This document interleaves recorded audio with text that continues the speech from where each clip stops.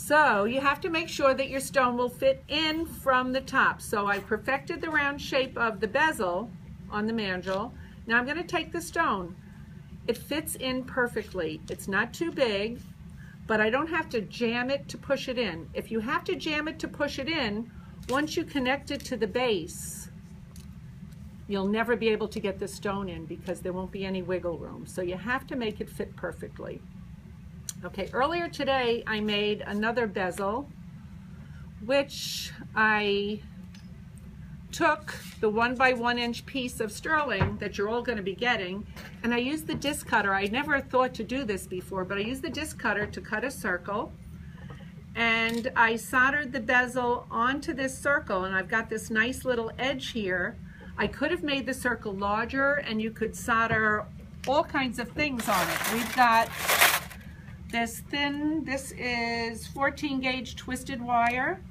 You could take this wire and twist it around the bezel and solder it on, which is a really nice look, especially if you decide you wanted twisted ring shanks. I think this is a pretty cool look for it. I took some of my triangular wire, which it's no longer triangular, it's kind of flat, but that's because I wasn't sure how to work with it.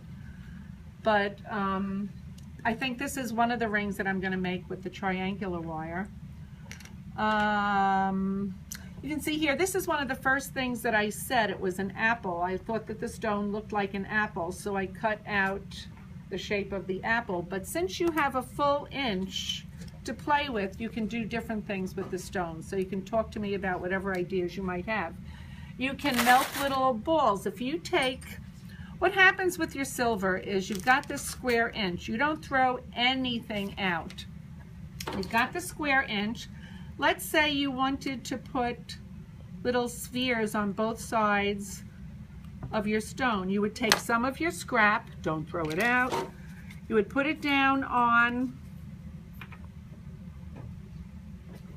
the tray, put a little flux on it.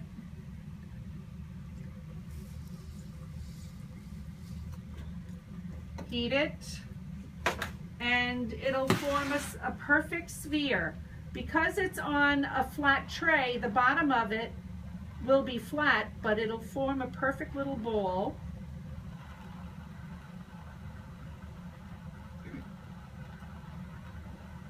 Eventually.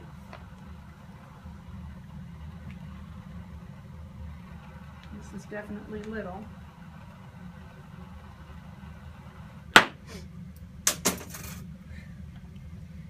You can barely see them.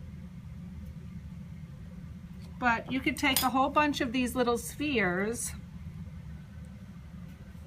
and use them on your bezel. You probably can't even see it. But I think that's what I'm going to do on this one. So you've got to decide what you're going to do with your 1 inch square. You can cut it out like I did. You can cut it out larger. As a matter of fact, maybe that's what we'll do. Let's cut it out larger. I used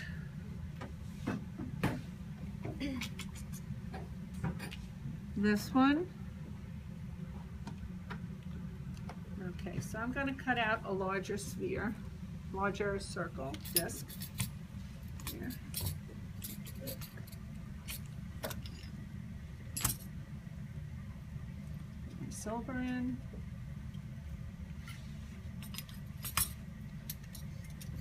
Got my shim. All right, sorry, here goes.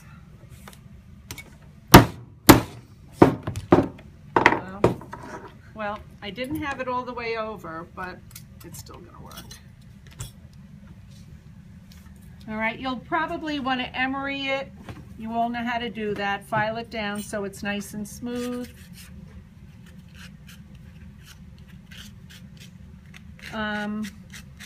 Okay, so now I've got my bezel. Another thing is be really careful with your bezel wrap because they're really easy to lose. Anyone see it? Here it is. Okay. So now I could place this anywhere on my little thing. And I think what I'm going to do is make bigger spheres. The reason you have to decide this now is because you're going to solder these spheres on at the same time that you solder the bezel to it. Okay? Do you know what I'm saying? All right, so I've got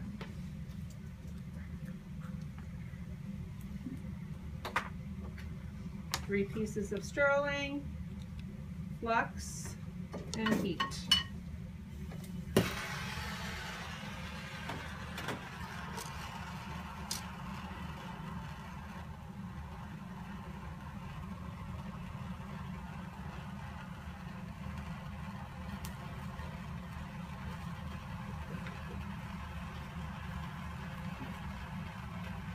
Now with sterling, these are going to heat up, or all of it will heat up till it's red like the copper.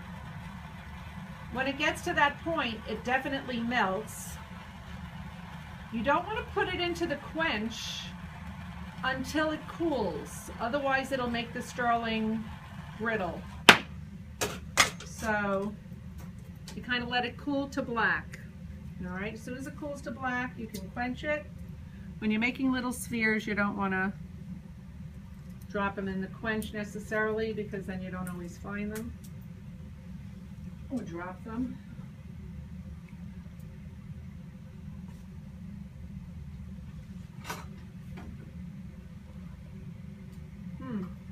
They disappeared. Did you see them?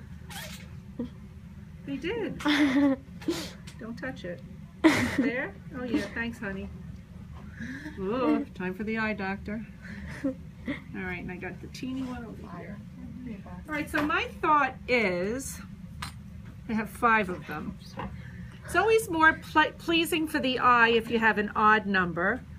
So I'm going to I think I'm going to put, and you'll play with them. You'll gather them together. You'll do whatever you want with them. 4, 5. Play with it, play with it. Quite frankly, I think I'm going to get a few more and do it. But because of lack of time, I'm not going to do that now. I'm just going to show you how we would connect this to this. And if you're going to do the spheres as well, you would do it at the same time. So first thing I'm going to do is I'm going to clean this off. This sterling is dirty. I do have steel wool here. Anyone see the steel wool? Thank you, honey. Thank you, honey. We clean it because it's oily. It's coming right from the factory. Everyone's touched it. My fingers are on it, but you want a really good connection. So you're going to clean it, and then you're going to take a mallet, and you're going to gently make sure that it's flat. That doesn't mean you wail on it. You just gently flatten it, because if you flatten it too much, if you make dents in it, your bezel isn't going to sit nicely on it. So now I want to make sure my bezel sits nicely on it. Make sure there's no gaps. Sometimes when you solder this together, it's uneven, so you'll take that little block of sandpaper, throw on the floor, thank you, and you'll make sure that both sides are nice and straight, because if there's any gaps here, that's going to show once you make your ring. All right, so I cleaned it, I flattened it. Now I'm going to solder it. I'm going to put flux in the middle. You don't want a river of flux. You want just enough to coat your metal. So I'm going to go like that. And because it's clean, it shouldn't bubble and move away. It should stay where you put it. And I'm going to be using medium solder, because if I use hard solder, that first join would come undone. You all understand that, right? Yes. Now I'm going to use medium, and I'm going to use lots and lots of it, like 10 little pieces. But you only want little pieces. If you put a big piece in there, by the time the big piece melts, so will your bezel. All right?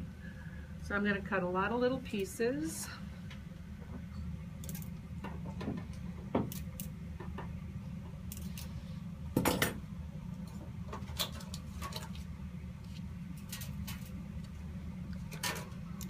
And I'm going to put them right in the center of this bezel. Now if you want, you can take the pick and move them around towards the edge. I'm also going to put a couple pieces around the outside because I'm planning on putting those spheres. So I'm going to sweat the solder down. You know what that means, right? Yes, no? I'm melting the solder so that when I go to put the spheres on, the solder will be nice and flat. Because it's hard enough getting those little balls to stay on here. When they're round and you're putting them on a flat surface, it's even harder. So, how much time do I have left? 5 minutes. Okay. I'm going to take off that big piece. I don't want that there. All right, let's just go with this. All right, so you can see I have solder all over the place. Lots and lots of it. You don't know where this solder is going to end up, so you want just plenty of it so that it'll make a connection. For this, I just use the regular torch. I don't need the little one. But just like the other one, I'm not going to heat right by it. This has to be, you have to dry the flux before you do anything here. If you don't dry the flux is going to boil and 10 pieces of solder are going to be popping all over the place, like popcorn. So I'm drying the flux, drying the flux. Once it gets like cloudy and powdery, you know that the flux is dry.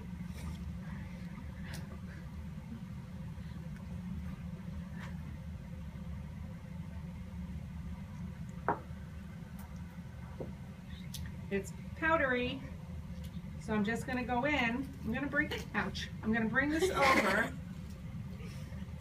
so that you can see. Who's laughing at me? So you can see how it gets when it melts. Do you see that the solder all just melted? It formed a little puddle. I love this part. And hopefully it, don't do this, by the way. Don't do this. Okay. Hopefully it connected all the way around because you can't have any gaps. The one way I can tell is to hold it up to the light and kind of bend it back a little, and there are no gaps. If there is a gap, and it happens very frequently, if there is a gap, you just flatten everything out again, put flux in the middle, and put a bunch more solder. And that's about it. Thank you.